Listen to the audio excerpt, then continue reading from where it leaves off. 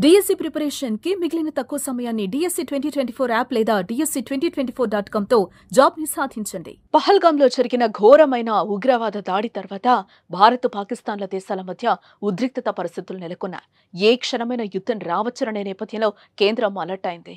ఇందులో భాగంగా యుద్ధం వస్తే పాక్ దాడులు చేసే సమయంలో ఏం చేయాలని అనే దానిపై ప్రజలకు అవగాహన కల్పిస్తున్నారు.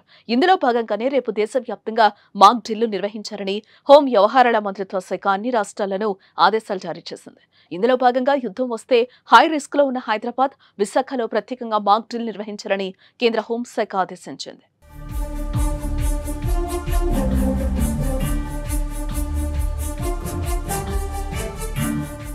ఇక మొత్తం 3 కేటగిరీలుగా దేశంలోని మొత్తం 259 జిల్లాలో రేపు మాక్ డ్రిల్ నిర్వహించనున్నారు. కేటగిరీ 1లో దేశ రాజధాని ఢిల్లీ, తారాపూర్ అణు కేంద్రం ఉన్నాయి. కేటగిరీ 2లో విశాఖపట్నం, హైదరాబాద్లున్నాయి. కాగా 1971లో ఇండియా పాకిస్తాన్ యుద్ధం సందర్భంగా సెక్యూరిటీ డ్రిల్ నిర్వహించారు. దాదాపు 45 ఏళ్ల తర్వాత దేశంలో సెక్యూరిటీ డ్రిల్ నిర్వహిస్తున్నారు. మరోవైపు అన్ని రాష్ట్రాల హోం సెక్రటరీలతో కేంద్ర హోం సెక్రటరీ వీడియో కాన్ఫరెన్స్ నిర్వహించారు. ఈ వీడియో కాన్ఫరెన్స్ కు హోం సెక్రటరీలు, డీజీపీ, ఫైర్ డీజీలు హాజరయ్యారు. రేపటి మాక్ డ్రిల్ పై రాష్ట్రాలకు ఆదేశాలు ఇచ్చారు. ఏ ప్రాంతంలో ఏ విధంగా మాక్ డ్రిల్ నిర్వహించాలో సూచించారు. కేంద్ర ఆదేశాలకు అనుగుణంగా రేపు మాక్ డ్రిల్ కు అధికారులు ఏర్పాట్లు చేయనున్నారు.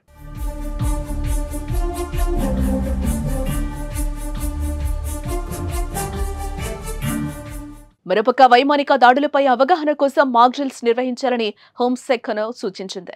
అత్యవసర పరిస్థితుల్లో ఎలా స్పందించాలి, శత్రు దేశాలు దాడి చేస్తే ఎలా తప్పించుకోవాలి, ఎలా వ్యవహరించాలి, స్వీయ రక్షణపై విద్యార్థులు, పౌరులకు అవగాహన కల్పించాలి లాంటి అంశాలపై అవగాహన కల్పించాలని సూచించింది.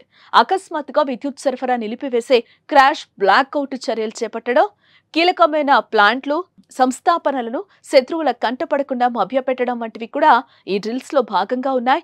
పౌర రక్షణ ప్రణాళికలు, తరలింపు ప్రణాళికలను ఆచరణలో పెట్టి పరీక్షించటం, బంకర్లు, కందకాలను శుభ్రపరచడం కూడా ఈ ప్రక్రియలో ఓ భాగమేనని అధికారులు వెల్లడించారు.